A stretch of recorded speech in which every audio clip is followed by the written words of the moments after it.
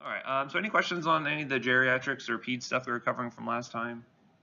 No. All right. So other things we were talking about the kinetics in pediatric populations. We're talking about metabolism and things that can alter that. So for instance, you can have we talked about premature neonates coming out as them not really being fully developed as compared to someone who had a full gestational age, which a full gestational age is what? 37 to 42 weeks or so, right? So again, if they're coming out and they're 24 weeks, they're not going to be as well developed, right? We know that. We know that their liver's not going to be functioning as well, and that's going to be affecting drug metabolism pretty extensively. So we're going to see things that can affect metabolism, including their gestational age. Typically, metabolism gets better as they are older. They're going to see that changes in hepatic blood flow can be a big thing here, where just like we saw with like CHF patients and geriatric patients, if you have less blood flow going to the liver, less drug can get metabolized, right? Same thing can happen with pediatric patients. We see this more often than in like congenital heart disease and things like that, where blood flow is not going to be really, compared to a normal baby, is not going to be happening. And so you can see things like hepatic blood flow taking a hit there. We're also going to look at the enzymes and how they're going to be kind of maturing as they develop, and then also these days is going to be a big thing here. And then other things like enzyme induction or inhibition can be an issue, but of course that's going to be based on the drugs that they're going to be administered. So remember, we have our phase 1 reactions, right? What do phase 1 reactions do? Yeah, they're usually like uncovering some sort of functional group, typically increasing how polar the molecule is going to be, right? And again, what's the most important pathway here? Oxidation, because that includes what system? Cytochrome P450, right? So again, if you're going to know any metabolizing enzyme system in this class, cytochrome P450 is going to be the one, right? Because this one we're going to talk about over and over and over again, right? But there are others, right? And again, they're mainly trying to get things more water soluble. So cytochrome P450, as we mentioned, is the most important, but in neonates, you're actually going to find that it's approximately, and even a full-term infant, you're going to find that it's going to be about half of what you would see with an adult patient, right? So imagine even if they're more premature than that, they'd be more underdeveloped. Now, looking at specific pathways, say for instance, things like oxidation. So a good example is a drug called phenytoin, which is an anti-epileptic drug, so it prevents seizures or stops seizures. You're going to find that in some cases, it may actually be able to metabolize things better than an adult patient might. So in this case, looking at oxidation with phenytoin, by about 1 year of age, their ability to metabolize phenytoin is about 2 to 5 times higher than that of an adult patient, right? Now, we already talked about one case in which you might find higher doses on a milligram per kilogram basis for a neonate than you would for an adult. What was that situation, if you recall back to last week? It was for gentamicin. What was the thing that caused them to need a bigger dose? It was a hydrophilic med, and what was the thing with neonates that they're mostly water, right? So again, the volume of distribution was the thing that actually was changed. It caused them to need a bigger dose. This could be another case where you actually have to give bigger doses in order to get the same levels as you would for an adult patient, because they're actually metabolizing much more quickly. So when you're looking at drug dosing or actual drug dosing recommendations, go to your Lexicomps or Hippocrates, wherever you go, you'll find that, okay, from years 1 to 2, they may recommend this sort of dosing. From years 2 to 3, they may recommend this sort of dosing. So that's important, because guess what? Kids are always getting older, so you have to go back and make sure you're readdressing these sort of things, and they come back in for, say, their yearly checkups, or if they're coming back in for their appointment, recheck to see, okay, do I need to change this dose? Are they still being dosed appropriately? And again, take that into conjunction with, well, how well is the drug working for this kid anyway, right? So again, are they having good seizure control? Are they having side effects? Things like that, right? Other things you can find that in certain cases, metabolism may be slowed. So there's an old school drug. We actually don't have this on the market anymore, but it's called chloral hydrate. It's a very good sedative agent, but actually a lot longer half-life in neonates because they would not be able to metabolize it as well, which could be good, especially if they, you guys ever heard of neonatal abstinence syndrome? I don't know if I mentioned that before.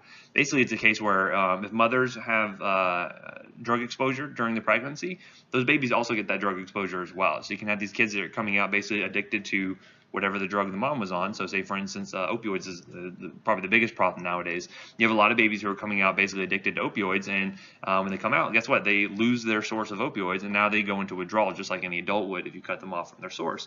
And so they get very, very irritable. They do not feed well. They do not regulate their temperatures very well. They're very sad sort of cases when you see this. But we can do things like provide them with sedatives and things like that to try to help get them more chilled out, make sure they can try to be more cooperative and eat and things like that, right?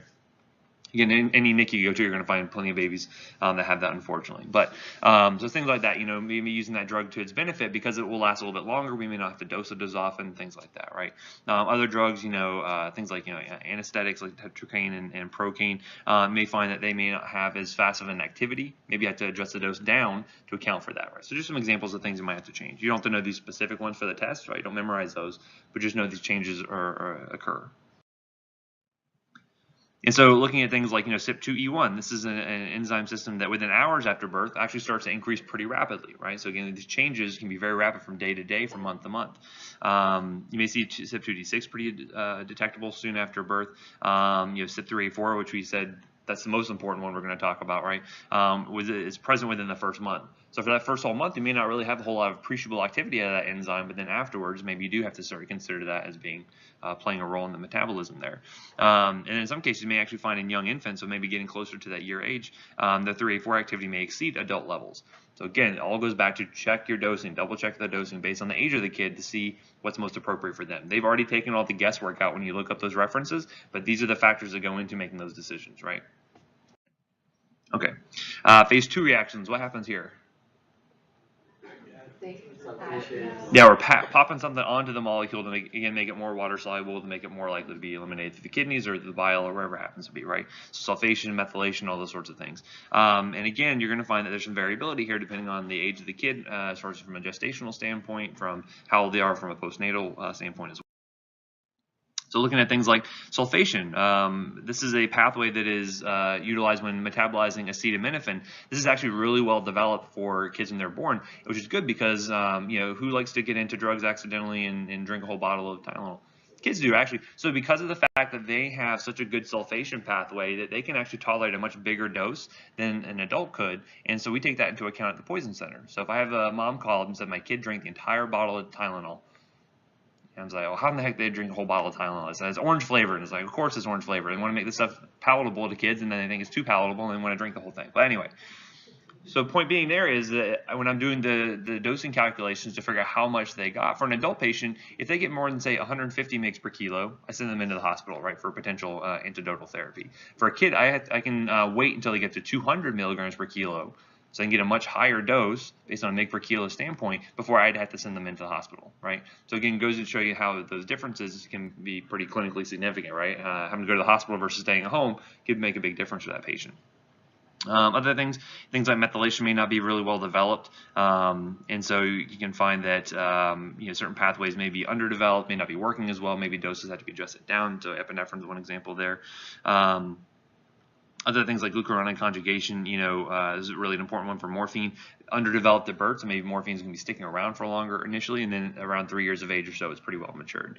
So again, just some examples. Another really big one, this is actually really important from a NICU standpoint. There's a preservative called benzyl alcohol, and actually this is the reason why if you ever work in a NICU, one of the big considerations when choosing drugs, especially from an IV standpoint, you have to use preservative-free products. And the big thing you're looking for is make sure you don't use benzyl alcohol containing products because they cannot process the benzyl alcohol. They develop what's called this gasping syndrome. They develop this really significant acidosis, and kids have died from that. So because of that, we have to make sure that for older kids, we can use preservative filled products. For NICU, we cannot use those at all. And so it's really important to make sure you're deciding which drug you're going to use. Because if I accidentally give one of those to a NICU kid and they die, guess what? That's on me. I should have known that based on working with that population. Okay. What did you say they could develop? This gasping syndrome that they can have, where basically they can't process the alcohol and they get this really nasty acidosis. And so usually when the body gets acidotic, the body wants to respond by doing what? Trying to get more alkaline, so they try to breathe it off, right? They try to blow off that CO2, so they get this kind of gasping syndrome that happens, but they can't really compete with that. Yeah, they're gasping, G-A-S-P-I-N-G. Yep. Not gassing. They probably have some gas, but gasping. Thank you. All right, so moving on to excretion. Again, most drugs we have are going to be renally excreted here. And again, we mentioned that renal function, especially the more premature they are, the more underdeveloped this is going to be at that time, right? This can affect other things like looking at protein binding, renal blood flow, especially on congenital heart disease. Kids have impaired renal blood flow. If they're on any nephrotoxic meds, all of these things are going to have big roles to play here. I mean, we've already looked at several of these already. But looking at GFR, right? And again, how do we measure GFR in kids or any patient? we use the term creatinine, right? So we get a creatinine clearance, which again is a surrogate for GFR. It's not a one-to-one, but it's pretty close, right? So what you're going to find is, for infants, when you measure their creatinine for the first week of life or so, it's actually falsely elevated. Why do you think that might be? Because of mom, yeah, you're actually measuring mom's serum creatinine. So again, some of that can actually transfer via the placenta. So it's falsely elevated. So you may see like a neonate who's got a creatinine, say, at 0.6. I'm like, there's no way that kid's got not enough muscle to actually make that much creatinine. You're actually measuring it from mom. And so it takes them a little bit of time to clear off. And so what you're going to find is, especially in the NICU, you have a hard time really getting good calculations that can determine what their actual GFR is, right? However, you're going to find that during the first couple weeks of life or so, renal function is going to start to pick back up. And so especially depending on how premature they are, you're going to find there's a lot of immaturity there. It may take them some time to really kind of get back to baseline. I'll show you a graph here in a second. So if we can't really rely on GFR for these very, very young kids, what can we do instead? It's another sign of, say, the kidneys working. Urine output, yeah. So we can actually look at the urine output to determine how well they're actually processing fluid, at least, right? So one of the things we'll look at is we'll measure wet diapers. If we have a cath in the kid or something like that, we can measure urine output very easily. For like teenagers, it gets harder because usually they don't want to comply and they'll just like pour their urinal out or whatever, and so it's hard to get that. For neonates, they're just laying there. We can get that pretty easily. And so we can look at things like, is it greater than 1 ml per kilo per hour? That's usually the units we're looking at. If it's greater than 1, then we consider they have pretty good renal flow. They're at least producing urine. Gives us a good idea of what their kidney function is going to be. But looking at, say, like a term infant versus a preterm, and again, usually when you get into the preterm infants, you're starting to categorize them based on their birth weight. So again, 1,500 grams, that's not a lot of weight, right? So it's, 3-4 pounds-ish sort of area there. But looking at the renal function, you see GFR being measured here. So the term infant is going to be, they're all progressing. They're all getting bigger as they go on. But what do you notice about the preterm infant at 2 weeks after birth compared to the renal function of the kid who's born in full term? It still hasn't even caught up yet, right? So again, they're still underdeveloped. They still needed more time to cook, but they're out now, and so again, we have to deal with that, right? So we have to continually monitor for that and make sure they have that good urine output. Looking at GFR, you can see with the neonate, say the first month or so, again around GFR around 38 to 40, but it'll gradually increase. By the time they're around 3 years of age or so, 6 months to 3 years, they're generally pretty close to an adult level, and we actually have good calculations we can do for that patient population. Remember, we can't use things like Cockcroft-Gault that's designed for adult patients. We have to use things that are designed for peds patients. We have one called the Schwartz equation that we use. You have to memorize that, but that's, just know that if you're working with kids, you have to make sure you're using the right kind of calculations, the right kind of units and things like that to make sure you're dealing with little kids, because again, they're not little adults, they're kids.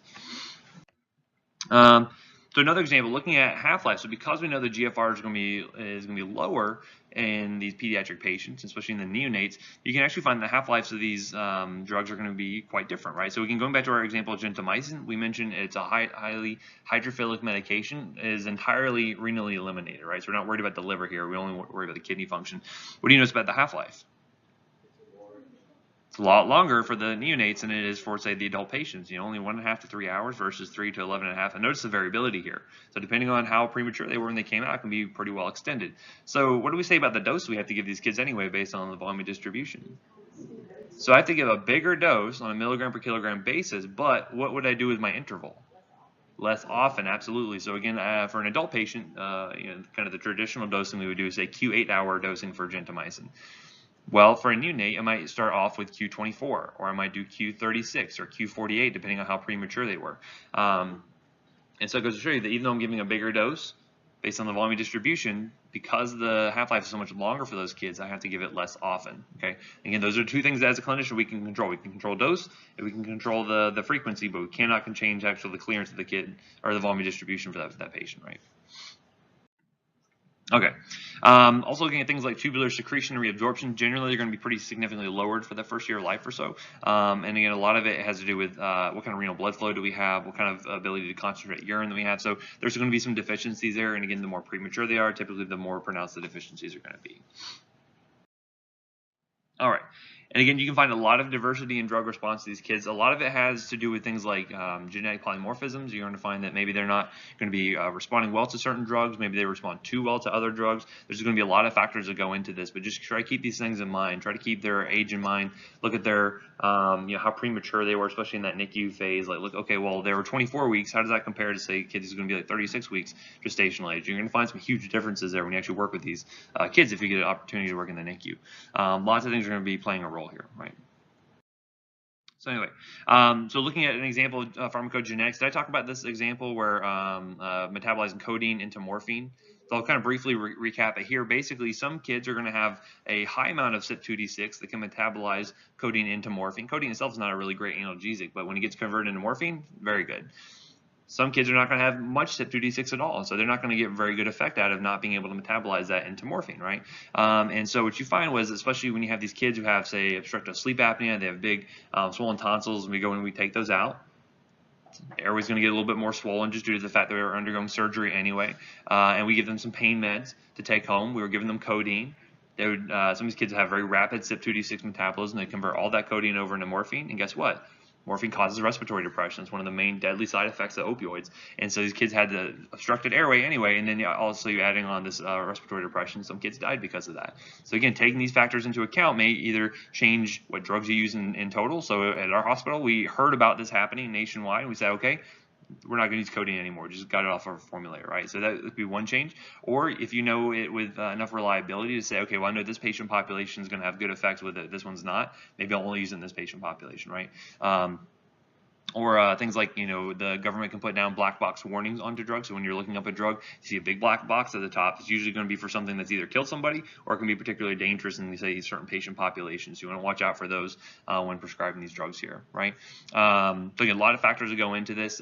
Certain mutations, we're actually able to do things like point of care testing on. We actually determine what their polymorphisms are, but those are few and far in between, and we actually don't have one for codeine. So we just said, well, let's just not use it at all. If we need to use an opioid, let's just go with something like morphine. Let's go with something like hydrocodone. We have other alternatives. We don't have to worry about codeine, right? Okay, so let's look at how we're actually going to dose drugs in these kids. One way you could do it would be age-based dosing, right? Where basically you say, okay, the kids 2 to 5, they're going to get between, say, 2.5 to 5 milligrams of codeine every 4 to 6 hours PO, right? Now, what do you think are some drawbacks to doing this? There's a lot of difference between a 6-year-old and a 12-year-old, right? There's a lot of difference between a 2 and a 5-year-old. Also, are all those kids going to be weighing the same amount based on...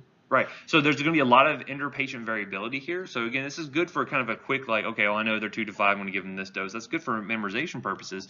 Very easy to use in practice. However, this is assuming all the kinetics are the same between all these different age groups, and that's simply not the case. Especially kids, pediatric obesity is a big problem. So you're going to find that you may be underdosing kids in some cases. You may be overdosing kids in some cases, right? I've had a 16-year-old that weighed like 20 kilos because of their profound sort of developmental issues. But that's an odd number, and you had to make sure you actually go and double check to make sure that's correct, but it happens, right? So again, you can have kids that can be on the either extreme in either direction, and so this is going to be one of the drawbacks. You may still see this occasionally, but it's not done super commonly. I think one of the big ones you'll see is probably Tamiflu. So especially if you're working around like the winter months when the flu season's taking hold, you'll probably see a lot of age-based dosing for Tamiflu. That's the most common one I see, but again, there are some drawbacks to that.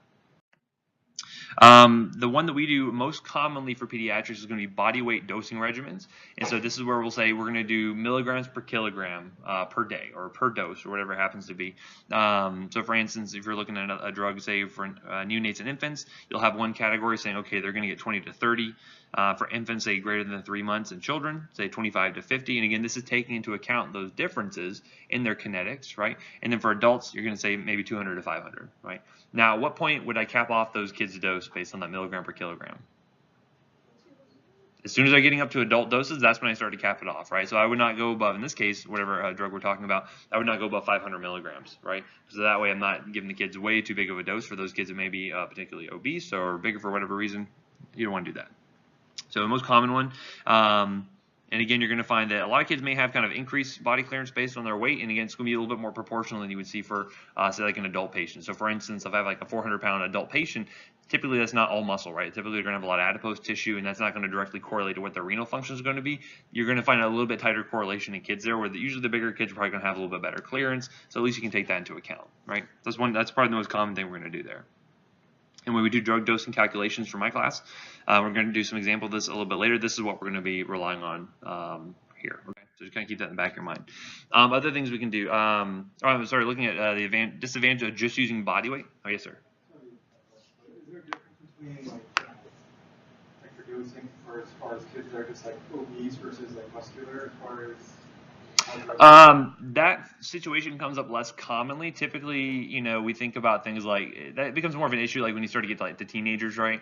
So if I have like say like a 15-year-old who comes in who's 100 kilos, you could have that situation because like we're close enough to Disney. We get all their transfers and they have the World of Sports there, and so there's a lot of tournaments and things like that come on. So like during the summertime, you get these football players who get injured and come over to us. So a 15-year-old weighs 100 kilos, like that's not super uncommon, right? And that could be just due to he's really athletic, right? That could be reasonable. More often than not, those usually due to obesity, right? And so you can see that more frequently. But again, we'll look at things like, do we need to use an adjusted body weight? You have to take it on a case-by-case basis in those instances. Yep.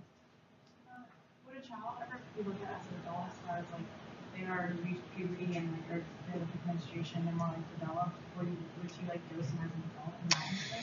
Well, what we'll do is, and so for instance, like at Nemours, we only take patients up to 18, right? So there's some special circumstances that make it a little bit older than that, but typically we will dose them on a mg per kilo basis until they get to that adult cap, and then we'll cap it out. And so what we do with our computer system is that we'll have maxes built into it, so that way if I put in, 100 milligrams per kilogram of a drug, but normally the adult max dose is say 2 grams. If it goes above that, I will say, hey, this is above that max. Are you sure you really want to do this, or do you want to stick with the max? And we'll give the provider a warning, and you should probably heed the warnings and say, no, I actually don't want to go above the adult max. In some cases, we actually hard cap it, so that way the provider cannot go above that, and the adult, those would be the max that they could get. But when you start to get around the teenage, like 16, 17-year-olds, like I start to look at them as adults essentially, right? Unless they have some sort of like profound developmental issue that maybe precluded them, like so if they have like muscular dystrophy or CP or things like that, then that may be one exception. So anyway, but again, looking at these overweight kids, we know this is an increasing propensity to see this. We have a lot of kids that are going to be heavier than the rest, other kids in their cohort, and so because of that, you have to be careful with the drug dosing here. There's some chances for overdosing in these instances. So if we have the body weight that we're working off of, what's another way you could take into account, maybe lessen the effect that body weight would have? So patients have a weight associated with them. What else do they have associated with them? Their height as well, right? So there's actually a way we can account for height and include that in the calculation. Anyone know what that's called? BMI is one way to do it, but we don't use that for drug dosing purposes, right? But that is a way to kind of classify them as their, normal weight, overweight, underweight, things like that. Is there her body surface area? This is a way of actually including the patient's height into the calculation. There's a lot of calculations that are out there, so you have to kind of find whatever one is your institution's standard, wherever you're working at. But basically, I'm not going to get into the calculations; it's too complicated for here. But basically, an example would be a drug called corticotropin. We're dosing 150 milligrams per meter squared. You figure out what the patient's body surface area is, and then you can dose it based off of that. The grand majority of the chemo that we dose for our kids with cancer are going to be done in meters squared sort of dosing, right? So body surface area dosing. That allows us to make sure that even if the patient has changes in weight, which with cancer we know they're going to have changes in weight. If I give them chemotherapy, they're probably going to be vomiting, and they're probably not going to be have a lot of appetite. So you can see changes in weight pretty drastically there. By accounting for their height as well, you start to have less of an influence with that, which is good. But again, it's a little bit more complicated. So we don't do it for the grand majority of things, but with cancer we do. And again, with kids though, it can be kind of difficult to estimate length. Why do you think that would be difficult? Yeah, so depending on their posture, you may not be able to get a good estimation there. Again, you could have 2 different nurses measuring the patient. You could get 2 different measurements there. If you think about like 2-year-old, if I can get her to stand still for more than like a second at a time, it's a miracle. So getting a height on her would be difficult. So it's there's numerous things you have to consider there. Also, there's other calculations, but just know that you find one that works for you and your institution. Just stick with that. It'll be kind of your standard. Okay, so let's look at drug administration in kids. So looking at IV administration, is it easy to get an IV on a child? No. You're a phlebotomist, right? No, who's a phlebotomist? Someone around here? Oh, who are your most difficult patients? Kids, right? Yeah, because they have little tiny veins and are very fragile, and you can blow them out. Why did I think you were the phlebotomist? I don't know. Interesting. What was your background? I went to nursing school and I was in Okay, interesting. The time is a flat circle, and I started to conflate things together. So maybe you look like a phlebotomist I knew in another life. Who knows? Absolutely, yeah. You had the confidence, like yes, of course. Obviously, I know all this stuff. Anyway, all right. So looking at IV drug administration, so kids are tough, right? So getting those veins are tough. Imagine if you're like an emergent sort of situation, kids coding. Very, very difficult to get IV access. So that's one thing you have to consider. So we'll look at another example, another way to get around that in a moment. But you have to think about things like the volume of drug that you're actually administering. So with kids, do you think we want to typically give a lot of volume or a little bit of volume?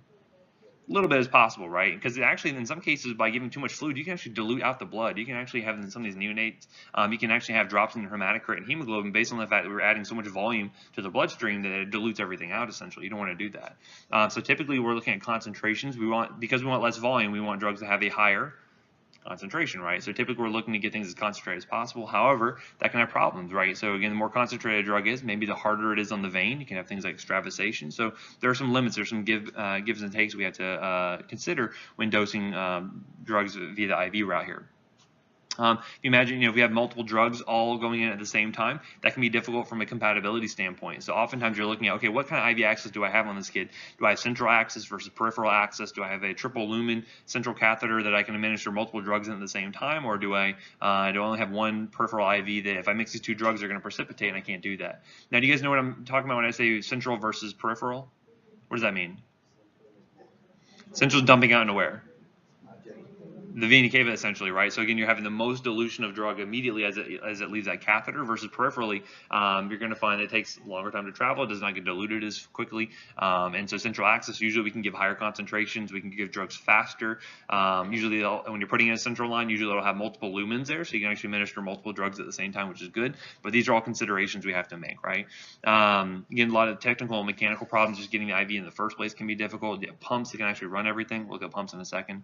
But the other big thing, we'll talk about this today, is going to be therapeutic drug monitoring. We're actually measuring blood levels to determine what the level of drug is in that patient. Well, imagine you have a little neonate. You only have certain blood volume. I'm taking labs off to get their CMP done, and then I go back later on to get drugs levels to or get blood to get their drug levels, and I go back and have to get another test. Guess what? All that blood, you're going to eventually cause a drop in their hematocrit and hemoglobin. It's no good.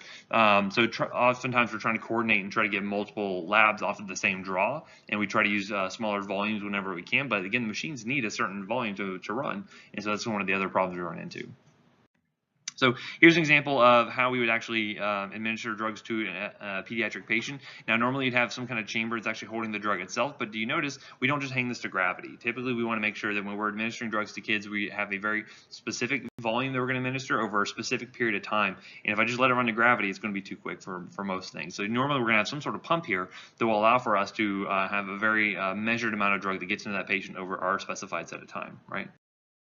Here's an example of the Alaris pump that we use. And again, this is a type of syringe pump. You'll find other pumps that are good for things that are like in bags, but this is a syringe pump. And what's cool about this is it has libraries that are set up in it. So that way we know exactly, if I'm in the ER, I select the ER library, and it'll let me program everything in within certain guidelines that we have determined to make sure we don't give drugs that are too concentrated, make sure we don't give too big of a dose based on the kid's weight, make sure we give it over the right period of time. Those are all things we have to consider, and this will then just kind of slowly put the drug in as we said it, right? And so it's important you follow these libraries, and oftentimes when we have people get into trouble, like we have nurses who gave a drug too quick or something, we'll say, well, didn't you use the library? And like, no, I went off the library. I just went ahead and just pre-programmed it in. And guess what? They might have done something wrong with calculations, and then there you go, right? So then you can have some errors that happen there. So again, this is very good from a patient safety sort of standpoint. Other big thing, oral administration. Who's ever had to give kids oral medication? How'd it go? Probably not well, right? Kids typically do not like medicine. They're going to fight you tooth and nail. I never had such an appreciation for pediatric nurses until I had my own child and tried to give them medication, right? I'm just like, can't we just do everything rectally? Like, they can't fight me that hard if I'm doing that, but it does not work. So you have to consider measuring devices, right? I've probably alluded to this before, but I say things like teaspoons. What does that mean? How much is a teaspoon? It's 1 teaspoon, right? 5 mLs. 5 mLs is 1 teaspoon. How about a tablespoon? 15 mLs, okay. Now, is every spoon in your kitchen the same? If I go to IKEA and get their Swedish spoons versus I go to Walmart and I get their American spoons, are they measuring the same? Probably not, right? So again, you're going to find that the kind of the old nomenclature of teaspoons and tablespoons, we're moving away from that. We don't like to use that nomenclature anymore because of the inherent variability in actually getting the correct dose there, right? So we like to use other measuring devices, things like oral syringes. Most of the time, if you go get a prescription from the pharmacy for kids, they're going to give you an oral syringe along with that, so I can actually draw up the exact right dose. Now, you may find some drugs like over-the-counter stuff will have like a little cup that will come with it. They actually measure it. Because I'm a pharmacist and I'm nerdy like that, we were trying to give my kid Benadryl one day. We were trying to drug her. She actually had some some Bodyweights. But anyway, we were trying to give her some Benadryl, and I used the dosing cup, and I said, okay, I'm going to fill this up to 5 mLs. That was her dose, and then I drew it up with the dosing syringe to actually get. I had like 7 mLs out of that. So again, there's inherent variability there. They're not going to be perfect. So because of that, make sure we give my kid the right dose. But those dosing syringes are always going to be the most accurate thing you can have there, and that's what we recommend in most cases. Also have to look at the dosage forms. Can they handle tablets? A lot of small kids cannot, so you have to think about the oral liquids you're going to be able to administer to them. Think about the sensory appeal. If it doesn't taste good, they're probably going to spit it out at you. Lots of pharmacies have like flavoring machines that they will use to try to make it a little more palatable. But again, as soon as you say medicine, kids are not going to want to take it. It's like oil and water. They're just not going to mix, right? Consider things like food-drug interactions. Kids drink a lot of milk, right? They need a lot of calcium in their diet, and if that binds with their medication, they're not going to absorb it. And then the other big thing you have to think about is inactive ingredients. This comes up frequently with things like allergies. If patients have like a dye allergy, we have to make sure we try to find things like dye-free products and things like that. So those are other considerations you have to make when trying to pick the right dosage form for your kid. All right, so when prescribing meds for these patients, make sure you always get a current weight, right? And again, this is really big, especially in the ER when the kids are coming in. Maybe if they're coding, we have to say, okay, what's the weight, parents? And again, if you ask me what's the weight of my kid right now, I was like, maybe 30 pounds. Like I don't recall because from the last doctor's visit, so sometimes there's some delay between the last time that they actually got weight and what the actual parent knows. So if you can't get a good accurate weight, your dosing is always going to be off, right? So try to get the most current weight possible. Typically for kids, I just recommend just getting it in kilograms, right? Kind of get used to working in kilograms now because that's what most medicine is moving to. What's the problem if I'm working with pounds and kilograms? If I measure a kid in pounds and all of a sudden someone documents it down wrong and then it's measuring, someone says that's kilograms, it's going to be wrong, right? You're going to be way overdosing those kids there, right? Because what's the conversion between 1 kilogram to pounds? It's 2.2, right? So again, if I screwed that up, I can either underdose or overdose pretty heavily. And that's the reason why, like in our ER, we just deactivated the pounds feature on all the scales. That way you have to measure in kilograms. Everything's in kilograms. That's it, right? So really important to make sure you do that. Make sure you're checking with current recommendations and references, right? So when you're looking up your Hippocrates or something, always double check yourself with peds. You don't want to screw that up because they're such a kind of at-risk sort of population there. And then when you're counseling them, when you're talking to them and educating, make sure you kind of, if possible, speak down to their level. Try to give them a little bit of control in their care. Obviously, like, a 6-month-old, they're probably just going to, spit at you and whatever. They're not really going to be educated that well. But the parents need to be educated additionally, right? And a lot of times they don't have a lot of healthcare knowledge, and so you need to make sure you're kind of speaking to their level as well. They may not have much education, and so you want to speak to them. Older kids, though, definitely talk to them, make sure they kind of know what's going on, understand why they're taking the medication, all those sorts of things that you would counsel other patients, right? Okay, so let's look at drug dosing calculations. Let's look at how we're going to actually dose these drugs for the patients. I'm going to walk you through it step by step. I will also put up a Word document that will have all these calculations written out, so don't fret if you miss a single step here, but we're just going to logic it out and kind of work through it. And this is the way you're going to do every drug dosing calculation for every kid you ever run into, whether it be IV, oral, the calculation steps are always the same, okay? But we're going to focus on oral right now. So let's say, for instance, we have a 15-kilo kid who requires amoxicillin for acute otitis media. Okay, we're going to give him 90 milligrams per kilogram divided BID, which how often? Twice daily. And the suspension comes as a 400 milligrams per 5 ml concentration. Now, why does it say per 5 mLs? It's a teaspoon. That's what we used to dose everything in. So most of the drugs you're going to find out there still says per 5 mLs. Now, I always just go ahead and just take it into a per ml concentration. I just divide that out, right? So in this case, what's the concentration? Yeah, be 80 milligrams per ml. So again, you can't go wrong if you always reduce it down to that single ml. It's always going to be best. So the question is, how much should this kid get? Because you can multiply it out and say, okay, well, 15 times 90, I know how much this kid's going to get. But the question is, mom's going to ask, how much volume do I need to give? How much do I need to drop this syringe to make sure I get the right dose for that kid? Okay. So let's do it. So, okay, so we want to figure out at first what's their total dose per day, right? And we look at the units here, you see 90 milligrams per kilo per day. So we're going to say 15 kilograms times 90 is going to equal out. And again, always keep your units there so that way you can make sure you're canceling them out as appropriate, and you can't go wrong if you do that, right? So we're going to see this kid needs 1,350 milligrams per day, okay? Now, we need to divide that by 2, right? Because how often are they taking it? Twice a day, right? So we're going to divide that by 2. So that means you're going to get 675 per dose, all right? So we're going to then take that 675 per dose. We're going to divide out the concentration there. So we know that this amoxicillin comes as an 80 milligrams per ml. And then we're going to divide that out. So 675 divided by 80 means I should have ml per dose left over as my units, and it equals out at 8.4. So on your script, you would say amoxicillin 400 per 5. You'd say take 8.4 mLs by mouth twice a day. Okay? Make sense? So that way the instructions are very clear. Mom knows exactly what to administer. Mom or dad knows exactly what to give. Okay? Let's try another one. Let's say we're going to have an 18-kilogram kid, and I don't put all the calculations on the slide here, so I'm going to do it with you, so that way you can all do it together. So I'm not checking my phone, I'm just getting my calculator out, right? Okay, so we have an 18-kilo kid who's going to need Zantac or ranitidine for their GERD symptoms. And again, knowing the drugs isn't important because the math always stays the same. It doesn't matter what the drug is, right? And this kid's going to get 4 milligrams per kilogram per day divided BID.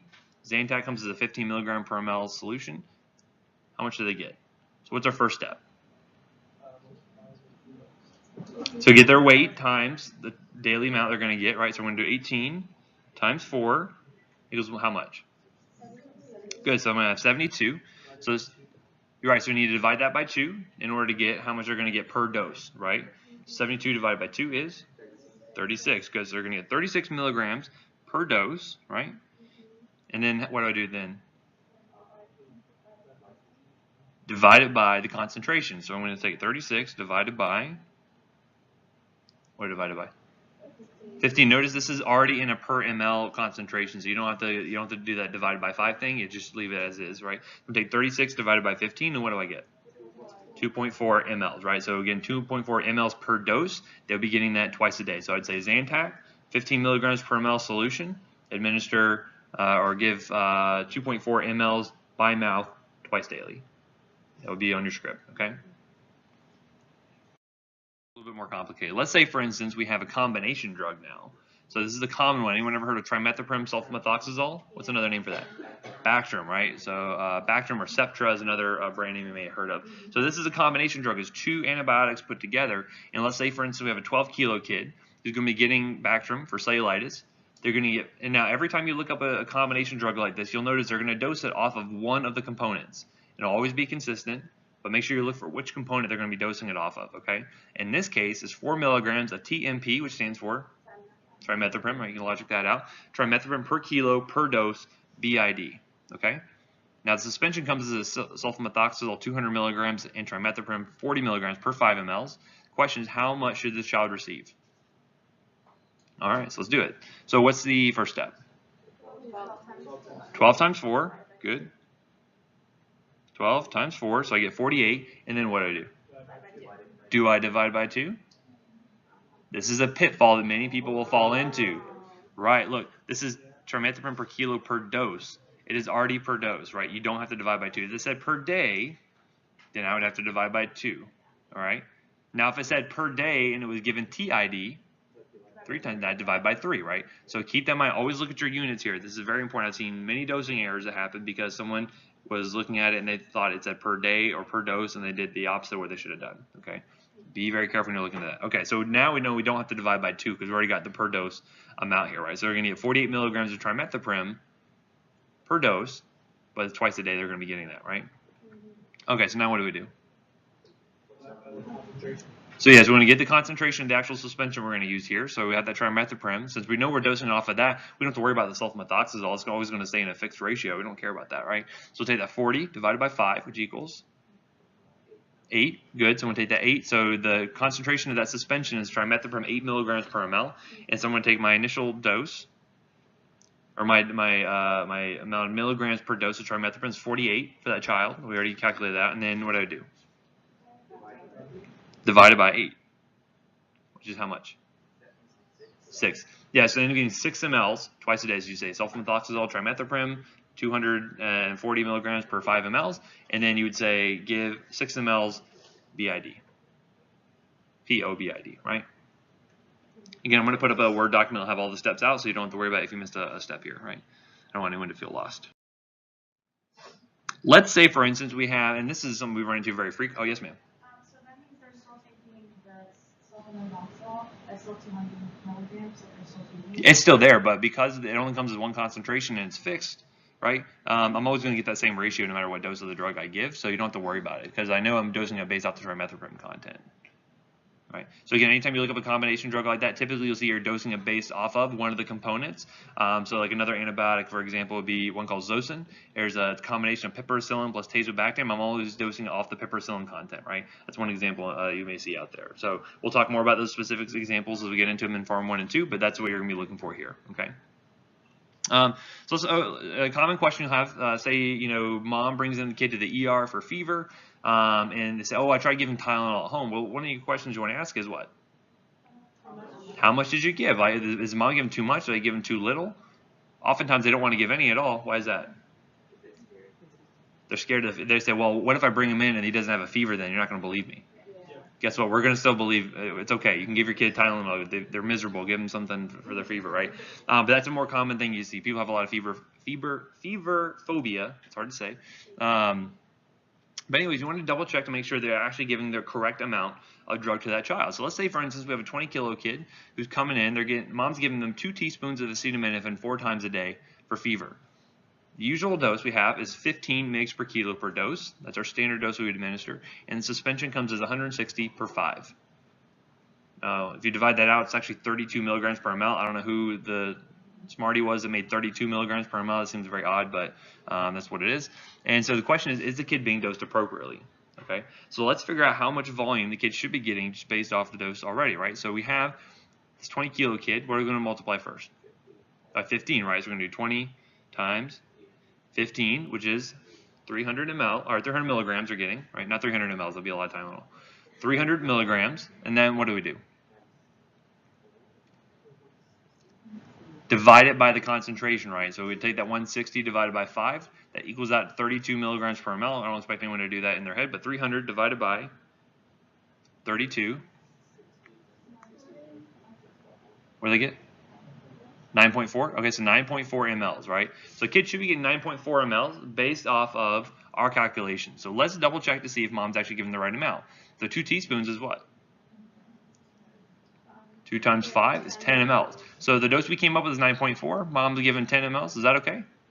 Yeah, it's pretty good. That's not too bad, right? You know, as long as you're within 10% or so, it's probably okay, right? So you can say, yeah, mom, you're okay to give the 2 teaspoons there. That's fine. So they're doing it right. Now, if they'd come in and said, hey, I was giving 1 teaspoon, you would know, hey, that probably is not sufficient. You probably need to give a little bit more. You can re-educate them on that, right? Okay. Again, yes, ma'am.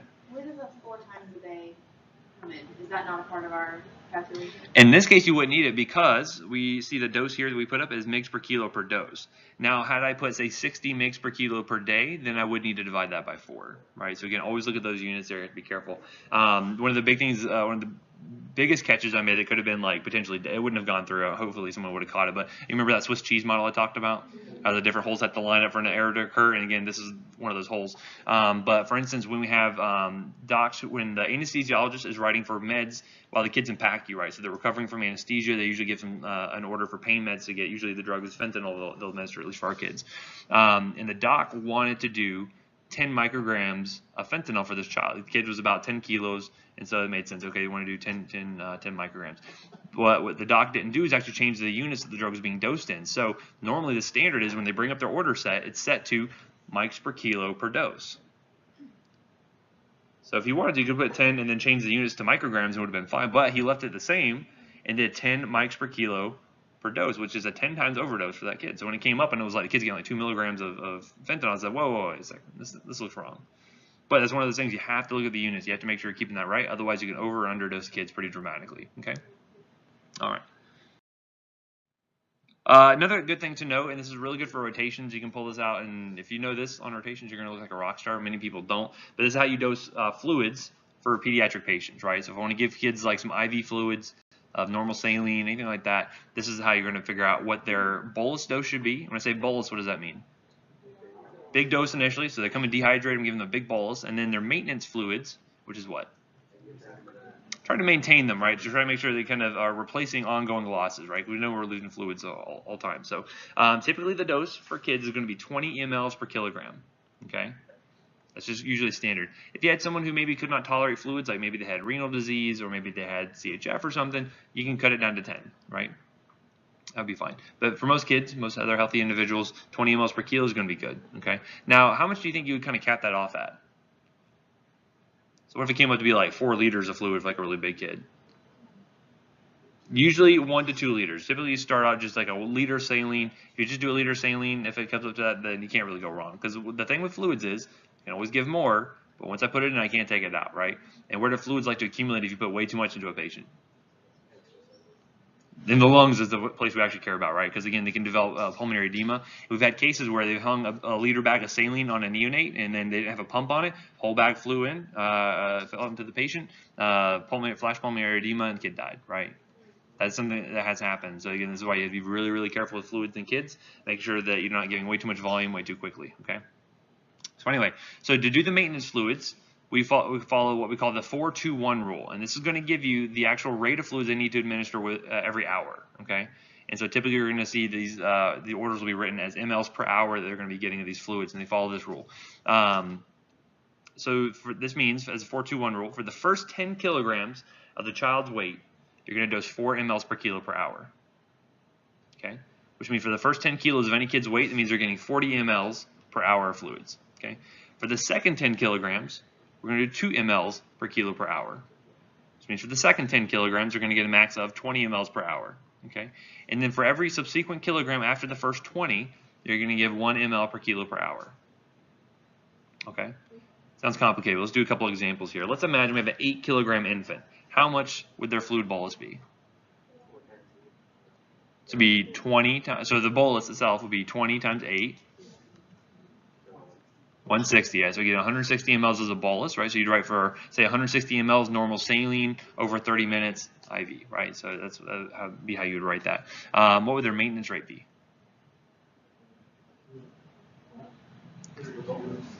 So again, they're less than 10 kilos, so you only have to worry about the 4 part of the 4-2-1 rule. So 4 times 8, 32 mLs per hour. That would be their maintenance fluid rate, 32 mLs per hour, right? It's more straightforward than you think, and actually if you practice with it a couple of times, this is second nature. You'll be able to do these no problem, because we get a ton of fluid orders coming into the pharmacy, and we can just double check it, make sure it's right, and we have no problems there. Yes, ma'am. And you wouldn't get them anymore because they're less than 10 kilograms. You wouldn't get them anymore. So this is just a place to start, right? So again, oftentimes when you hear people talk about maintenance rates, you may see start them off at 1.5 times maintenance, start them off at 2 times maintenance. Usually this is if the patient's in a dehydrated state and you want to go ahead and try to replete them a little bit faster. That's one thing you could do. So if I said, hey, start them at 2 times maintenance for an 8 kilogram kid, I would do 64 mLs per hour, right? And usually you do that for a couple of hours, and then once the kid's kind of tanked back up, and then you would cut it back down. Or you could say, hey, do half maintenance or something like that, especially if you're starting to tolerate oral fluids and you want to wean them off the IV fluids. That's where you say, okay, start them off put them on half maintenance fluids, and then we'll decrease that as they start tolerating oral, something like that. Okay. Let's say, for instance, we have a 1,200 gram neonate. What do you do with that? Convert it. Yep. So how many kilograms is that? Yeah, 1.2 kilograms. Good. So 1.2 kilograms. What would be their bolus? So 20 times 1.2. 24, right? Yeah, 24 mLs would be their fluid. So again, a very small volume. Like, it does not take a lot to get these kids intravascularly repleted. This is a very small lupina here, right? And then what would be their maintenance rate?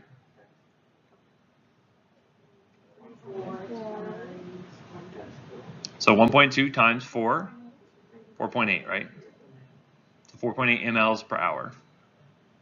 Straightforward. Let's say we have a 45 kilogram adolescent. Let's say we have an older kid, a little bit bigger. What would be their bolus? 45 times 20, 900 mLs, right? So they get 900 mL bolus. If you round it up to a liter, I probably wouldn't bat an eye at that, right? 10%, around there is usually fine. But let's say 900 mLs to be exact. What would be their maintenance rate? So 4 times the first 10 kilograms, which is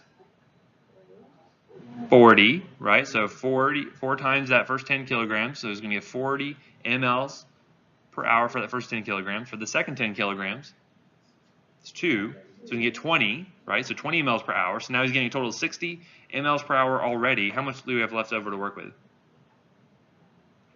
25 kilograms left over, and then we know that's going to be 1 mL per kilo per hour. So we'll take that 60, add it with our 25, and guess what? 85 mLs an hour, right?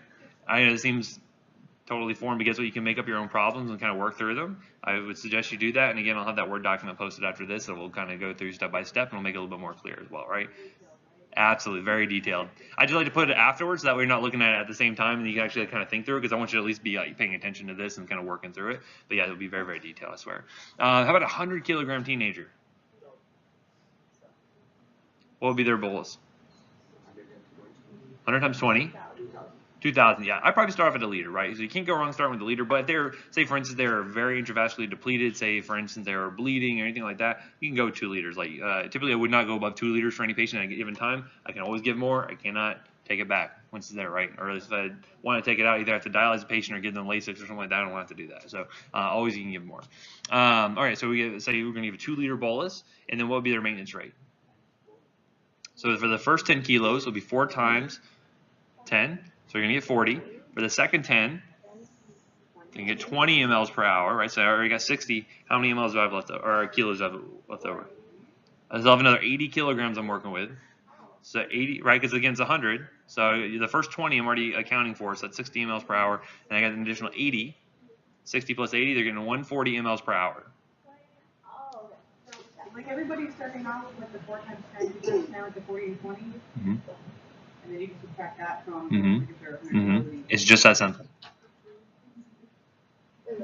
So yeah, just try to, because again, like honestly, we see so many of them. You can just do it second. I don't even have to calculate it out. I can just look at it and say, okay, I know, okay, they're 30 kilograms. I know they're going to get 40, 20 plus 10. So okay, they're going to get 40 mLs an hour, right?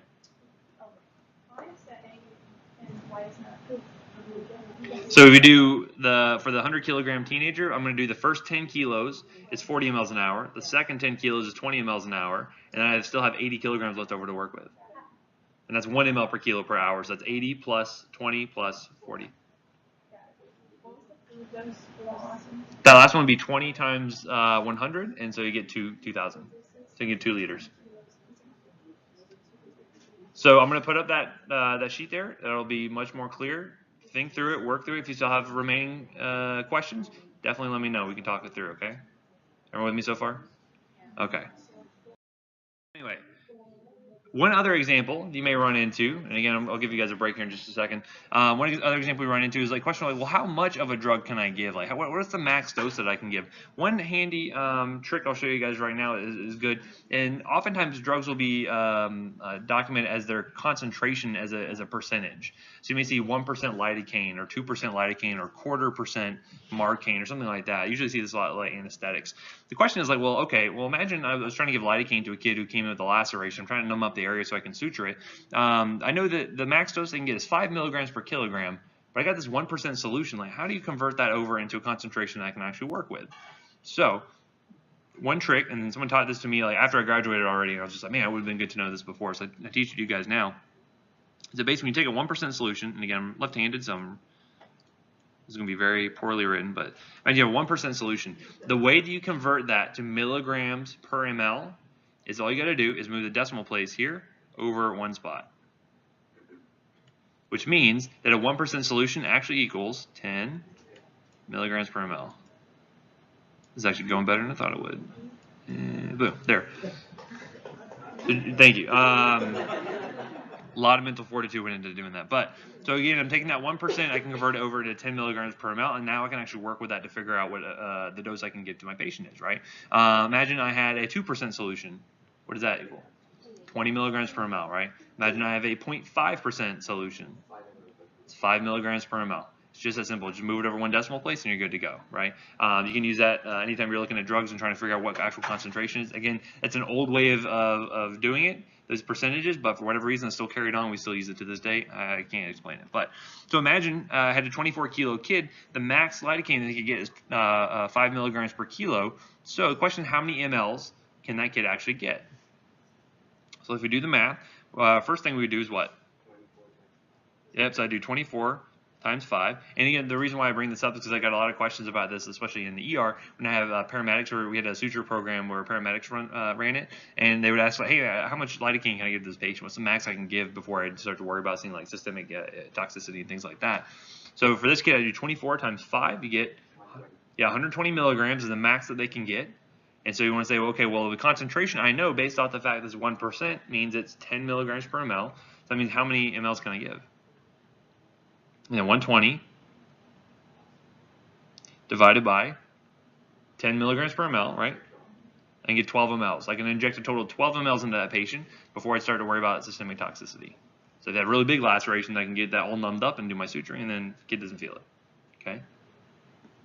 So I'll post that document, review that, look through it, and I think it'll make some good sense. Listen to the video, and kind of go through it again, and get some practice with that. These will come up on the test, I will tell you. It will. And this is also going to be on your prescription assignment, right? So there's, I think, an amoxicillin prescription on there, so you'll definitely have to use that again. So, okay? All right, any questions so far? If not, yes? Okay, so going back, so like the previous example was like 100 kilogram, and then like after like the bolus, like 4 times 10, and then you're working with like 90 kilograms, and then you're working with 80 kilograms, and then you have the 1 ml per kilo per hour. So is that like 80 ml? mLs per kilo, or 80 mLs per hour, yeah. So you have to go up? Yeah, yeah, so... Okay, so you have like the 20 milliliter bolus, then you have 40, then you have 20, and then you go up to 80? So keep the bolus and the maintenance rate separate in your mind, right? The bolus is going to be one order. You're going to say, I'm going to give 20 mLs per kilo.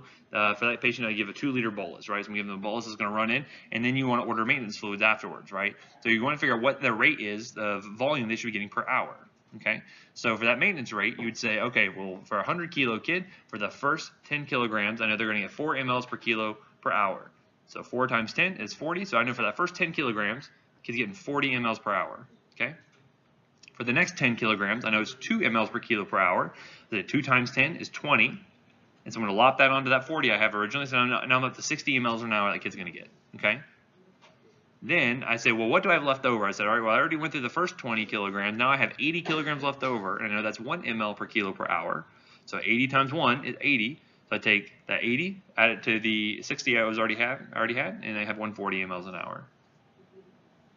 80 plus 60.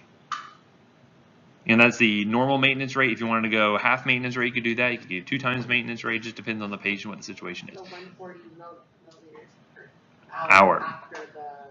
Yeah, so you typically you write that as 2 orders. You say do the 2-liter bolus IV over say 30 minutes, and then do normal, say D5NS, 140 mLs an hour after. Don't worry about the type of fluids. Just worry about the actual numbers here, right? So like the 3rd hour and like beyond. You just leave them on that, yeah, and then you're going to back and reassess the patient. Obviously, you're going to see them the next morning and be like, okay, you look like you're starting to take PO fluids. Maybe I can start to cut back on the IV fluids. Because again, always the goal is to get them off their IVs whenever you can. Okay. All right, let's do a 10-minute break. We'll come back and then work on the next section.